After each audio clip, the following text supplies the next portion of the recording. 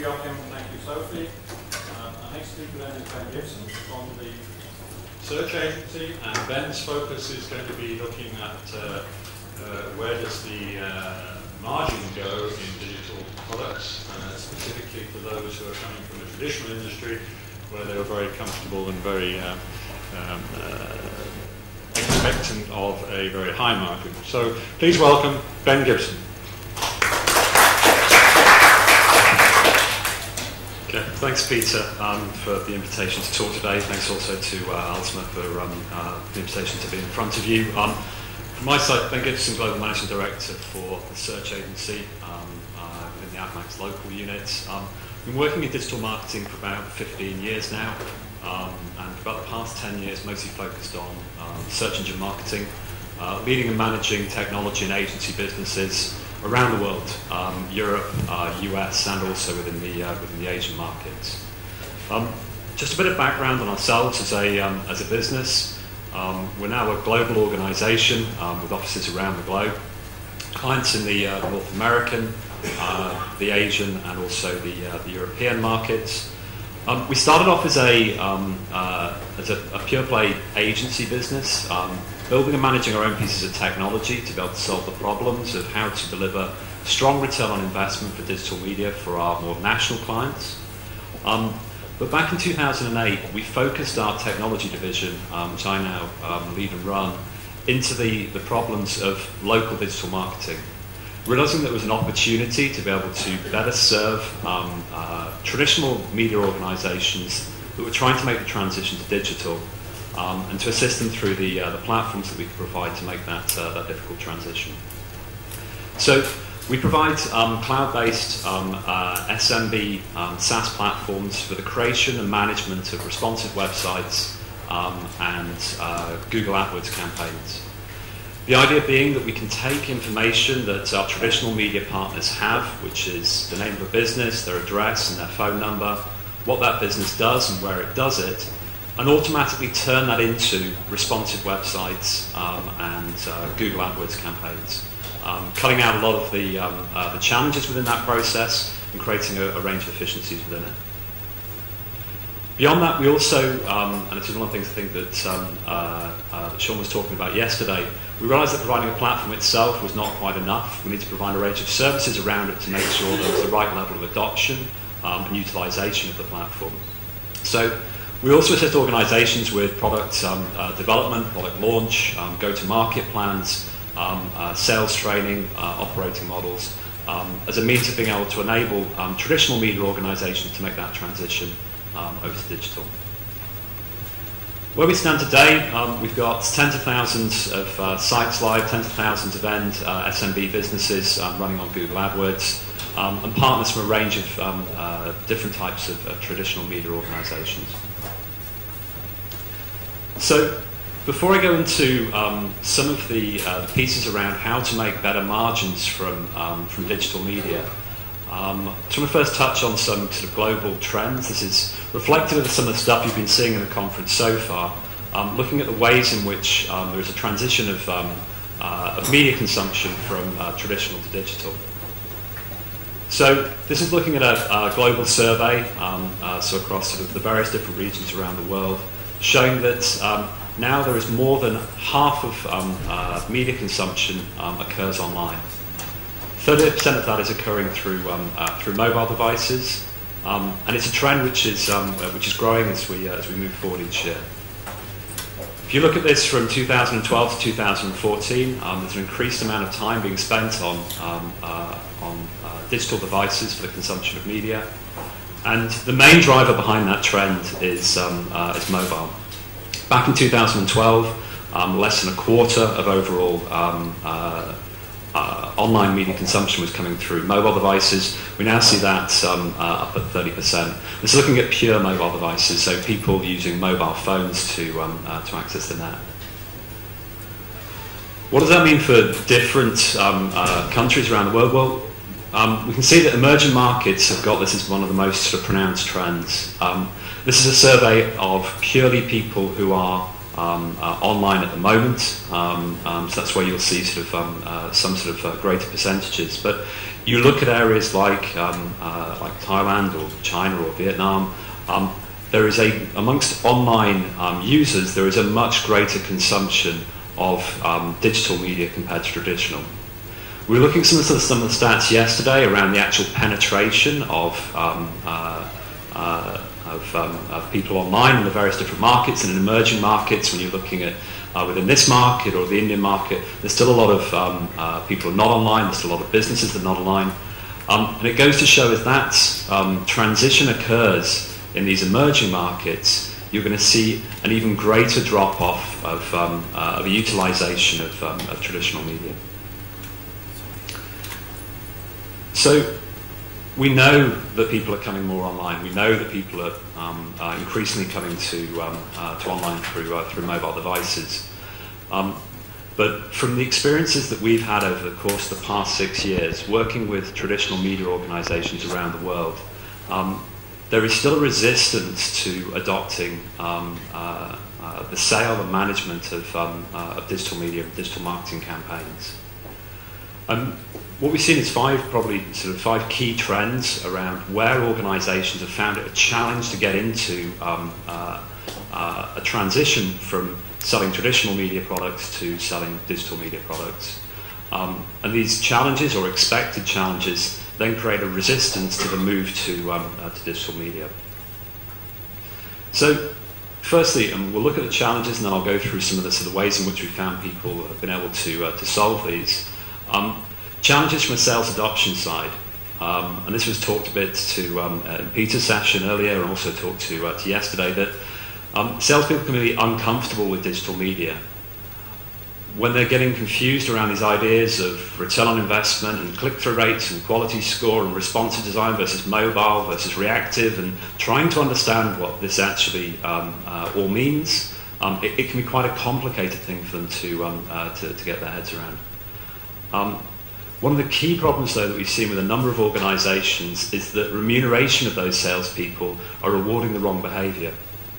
It's rewarding the status quo, because that remuneration rewards the highest margin products for today, which isn't necessarily the best products to be selling for the future of the organisation. From a margin perspective, there's a perception that digital solutions require big teams of costly, expensive, skilled human resource. And there's also a perception that inevitably the third parties will be taking a large slice of the revenue. This can create a resistance to transitioning to online as people look at this and say, well, I don't want to be building up these big, expensive teams and trying to sort of retain and manage them. I don't want to be giving away so much of my margin to third parties. From a churn perspective, two of the key problems we found here is clients just not understanding the value of what they're getting. I think a lot of you here will understand. It's much more straightforward to show somebody a physical book or a physical newspaper and say, this is what you've got. There is some vanity value to it, but there's also that level of proof. The number of times we get feedback around advertisers saying, I couldn't find myself on Google AdWords, not understanding the way in which frequency is supposed to work, and the frequency of views is supposed to work, creates some challenges around understanding the real value that this media is delivering to them. There's also a problem of client expectations not being set, or, well, client expectations being set too high at the point of sale. This idea that you're going to appear top of the search engines, this is going to be sort of radically change your business. And these two problems then sort of flow through to issues with churn for those organisations. Thirdly, from a product perspective, there is a sort of tendency to focus on product lines rather than solutions. And we've seen this as part of the natural way in which sort of product development departments will work, is that they'll work on the next product they're going to bring out, which may be sort of search marketing. That then gets launched out to the sales force, and the sales force gets told, you need to be selling this search stuff really hard. They'll go into their client and say, you should be buying AdWords or Bing or Yahoo. Next quarter, there's a next product release, and it's all about display advertising. And Same salesperson is going into their own client and saying, no, that search stuff I was telling you about, that's yesterday's news, you really need to be buying this display stuff.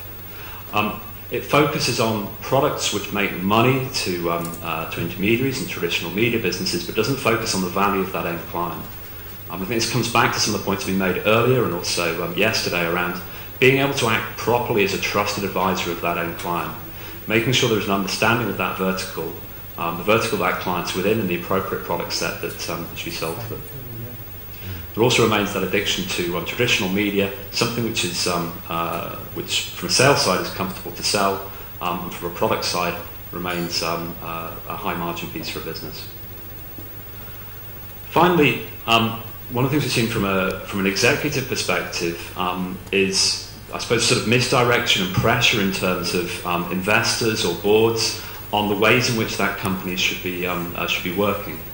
Basically a focus from an investor's side on this quarter or this year, which naturally then creates an inclination to be selling those products which have got the highest margin and the highest value for this quarter and this year, which inevitably leads back into traditional media.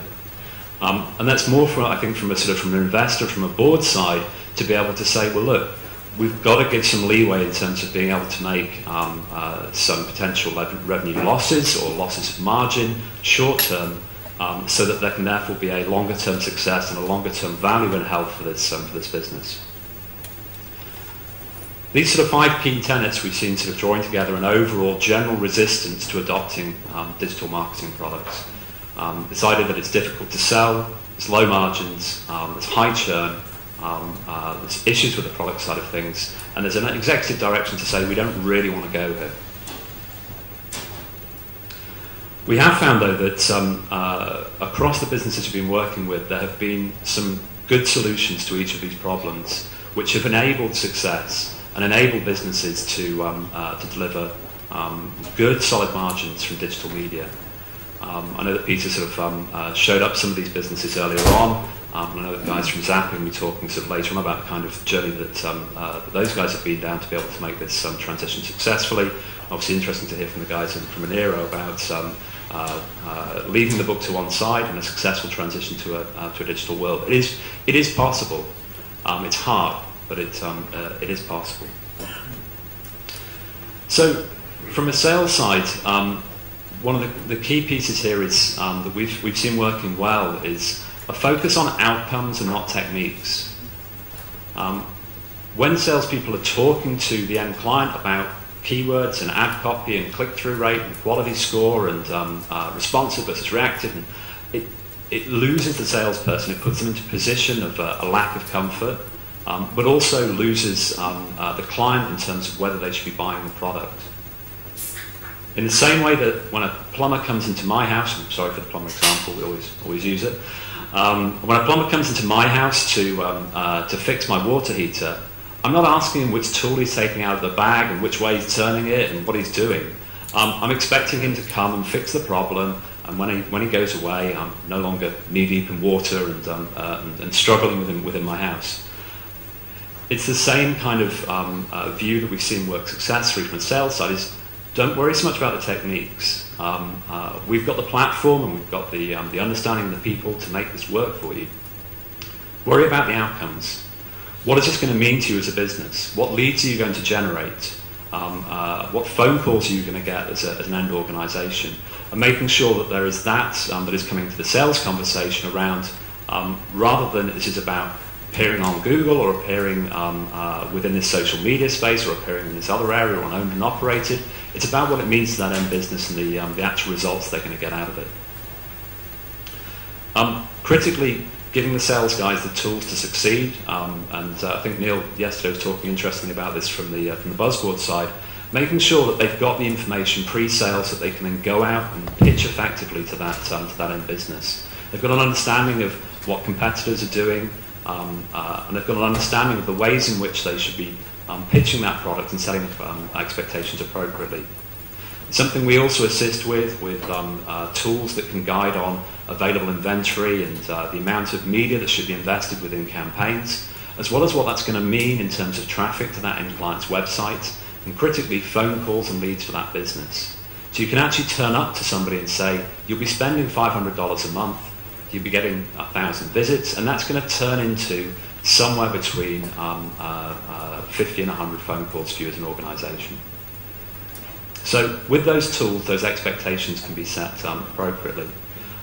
Training is also a critical piece, making sure that there is then adoption of those tools. So training on the product set, training on the way in which to approach the sale, but also training to make sure that those tools are adopted. I think it was also mentioned yesterday that you can give tools to salespeople, but they're not necessarily going to start to use them unless they've been effectively trained. But critically also, from a remuneration side, making sure that remuneration of salespeople is in direct correlation with the overall business goals. We've seen issues where salespeople are being remunerated based on selling new stuff, selling new products. And this idea being that from the sales side, the whole objective is that they should be selling new stuff to our clients, and we will remunerate them based on those new things, and not so much worry about the products that have already been sold. The natural tendency at that point in time is for a salesperson to, following on from the product piece, pitch up to an organisation and say, I know last year I told you that AdWords was the best thing that you should be investing in. Well, this year it's display. So move all your budget from AdWords over to display. It's much easier in that situation for me saying you were spending a couple of $1,000s last year on AdWords, spend all that couple of $1,000s on display, rather than trying to increase the overall book value of that business and saying rather than spending $2,000 with us, spend $2,500 or $3,000. So where there have been inappropriate remuneration models, there's been a tendency to reward the wrong types of behaviour. Focusing that remuneration based on a book of business enables those salespeople to then be acting more in that way in which we've been talking about through the conference of a local trusted advisor. If they're caring about the longevity of that client within the overall product set, they're going to be providing them with better guidance and making sure they're buying the products that are going to work for them and they're going to stay with them long term. Also having a remuneration which is based on the future value to an organisation rather than today's margin. Evidently, continuing to sell the traditional owned and operated offline media products. So moving on to the second area, which is how to make proper margin from overall management of digital media products. There is this misconception that you need to build up these massive teams of digital experts to be able to run and manage digital media and digital marketing campaigns. It's a misconception which comes from some of the traditional models for managing digital media. So first people who are getting involved in this was more national advertisers, big budgets, able to afford large sets of fees which can pay for human resource to be running and managing these types of campaigns. That traditional agency model requires investment in third-party or internal tools, which I think the guys from Nero have shown. It can be expensive if you're going to take that journey yourself. And it may be better to try and find a vendor that can provide that for you.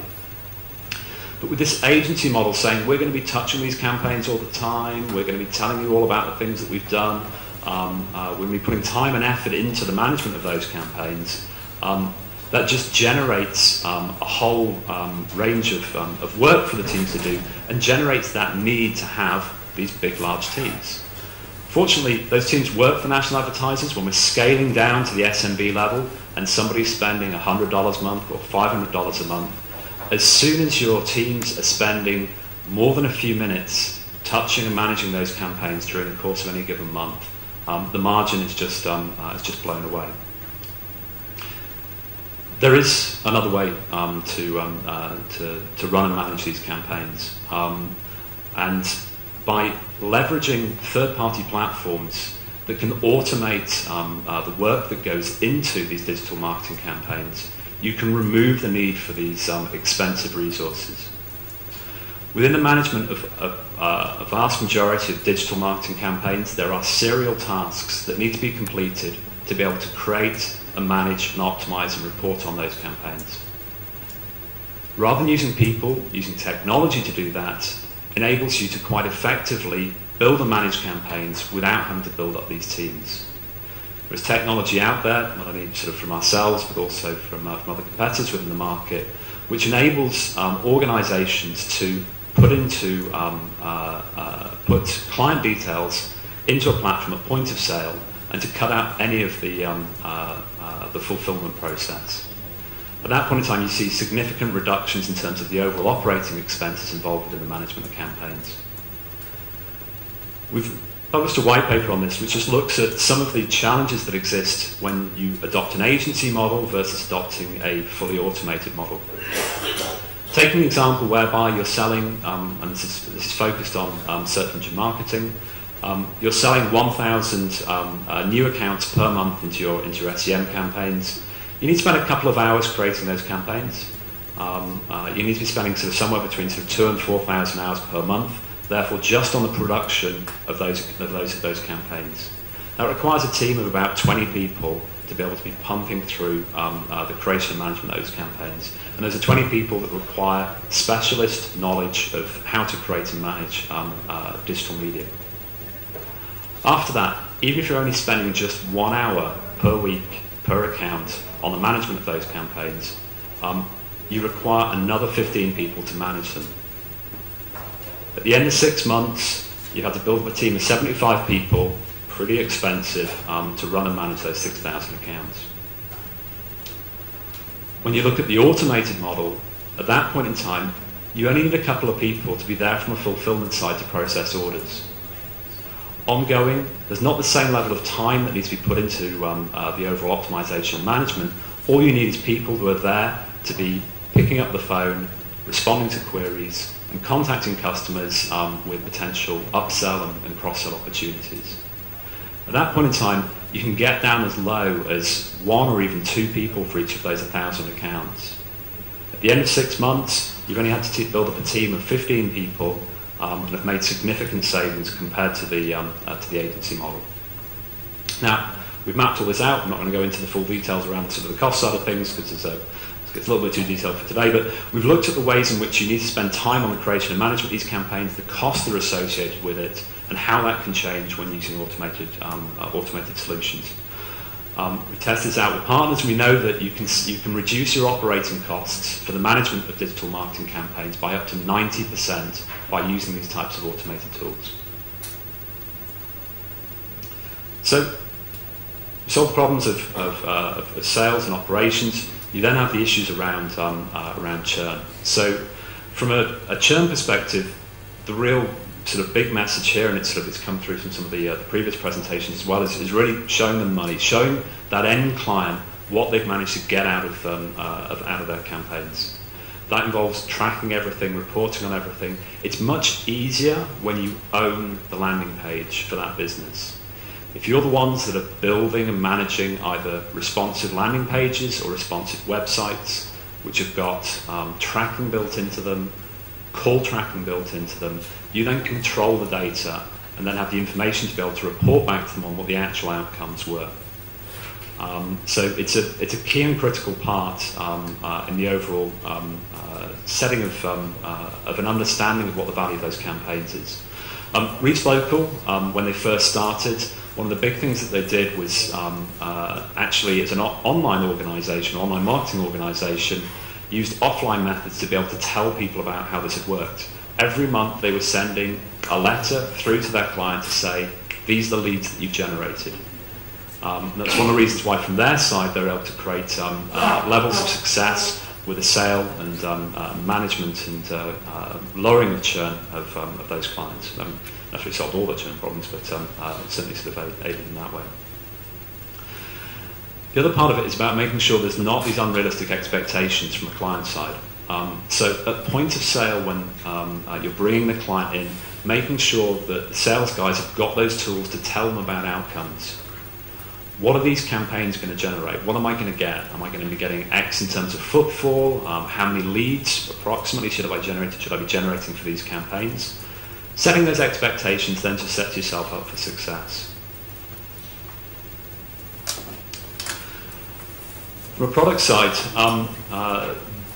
the sort of key piece here comes back to one of the pieces around trusted advisors. So making sure that we're consulting with that end business to understand their needs and providing them with a set of solutions which is appropriate for their vertical, rather than a set of products that we're wanting to push and sell to them. This is one of the ways which I think there was sort of some questions yesterday around, does an SMB want to put all their money with one end provider? I mean, I have perhaps a slight point of difference with Charles on this one, in that I think that the end business, and looking at the example that came from Yellow Pages New Zealand yesterday, that end business just wants to get their local digital marketing sorted out. On average, they're getting 17 sales calls a month from different organisations, pitching them different types of solutions to be able to succeed online. By being able to put ourselves in a position whereby we can provide a complete marketing suite to them, and they only need to be taking that one call, that one visit from your organisation, it cuts out all that noise in terms of the sales contacts, but also puts you in a position whereby you've got higher value customers buying essentially a multiple range of products, and therefore stickier customers and customers that remain with your business. As we look at this local digital marketing world, we see three main pieces which pull together an overall unified local digital marketing product. Firstly, and most importantly, having a responsive website, making sure that you can be found online. So that's a responsive website that's got search engine optimization built into it, not necessarily sold as a supplementary product, but something which is within that overall site and design. Guys from UBL were talking about this yesterday, making sure then that site can then be populated out to all the various different properties online, and making sure it's then findable within all the various different directories. And thirdly, I mean, I'd agree with the point around social media, making sure there's appropriate social media presence for those businesses, so they can turn up within Facebook search, and also because of some of the benefits that presence within social media then gives to the search engine optimization of the website in terms of signals around how good the site is, which then assists from an SEO side. Once you've got that presence established, then being able to drive leads from all the various different sources that it's necessary for a business online. So search and maps as the sort of the two key initial places where people are finding local businesses, as well as owned and operated, and sort of taking examples of the ways in which sort of Anira's solved how to sort of successfully search for local businesses, making sure they've got those three key tenets tied off. Making sure they're also able to generate decent results from display advertising locally. I know that I think Victor from Paper G is going to be talking a little bit later on about how his organisation has managed to solve the ways in which we can do that. But that gets you sort of into the other types of places where people are online outside of the sort of the general search sphere. And then again, social media, looking at the opportunities where appropriate to appear within advertising on Facebook, Twitter, Weibo, and sort of the various other platforms around the world. It's not necessarily the right thing for all organisations, and this is where again it comes back to the idea of solutions rather than product lines. As a plumber, you're not necessarily wanting to be pushing out Facebook display adverts all the time, but for certain sectors, maybe sort of for your florists or other organisations, it is going to be a sensible thing for them to be doing. Finally, and most importantly, it's actually caring about conversion, and this is where we go beyond perhaps the idea of just being media organisations and actually being local digital marketing organisations. It is the conversion that is then going to be the piece that allows that client to come back and buy again in terms of renewals within the overall main product. Making sure that there are appointment bookers, coupons that can be traded in when in store, email remarketing, as well as recontact through social media, gives that opportunity to make sure that not only has that lead got through to an appropriate place, but also has made sure that that lead can then be converted. And then once you have that data, you're then able to reconvert those leads on behalf of clients and get repeat business. So finally, looking at things from the sort of the executive perspective, we sort of mentioned this idea that there is a focus on sort of, from an investor side, potentially on sort of short-term results, making sure that we're hitting this quarter, making sure we're hitting this year, which can lead to a focus on, let's stick with this traditional media because this is where we're making most of our margin. Unfortunately, as we see it and we understand it, there's two main options. One, carry on full steam ahead. There's still a bit of blue water out there. The icebergs aren't that close, and we can keep on going in that direction. But at some point in time, the crash is going to come. And it means that, evidently from our side, we make the recommendation that although there's going to be some short-term pain, grasping the nettle and saying, okay, we're going to take that short-term pain, we're going to go through the difficulties of transitioning to more digital-focused, digital-first, mobile-first products, which is going to hurt us short-term. But ultimately, in terms of the longevity of traditional media marketing businesses, it's going to be the right thing overall. So, just in summary, we know that there is more and more time spent consuming media online, and particularly through mobile devices. There are barriers to starting to make decent margins out of the revenue opportunity. But with executive will, with a complete product, with a client-focused sales model, with operating automation which reduces OPEX effectively, with a focus on being able to talk about outcomes to set expectations appropriately and so reduce churn, it is possible. We've seen it amongst the organisations that we've been working with in various different parts of the world, and yes, there is that short-term pain, but long-term, it'll be in your best interests. Thank you.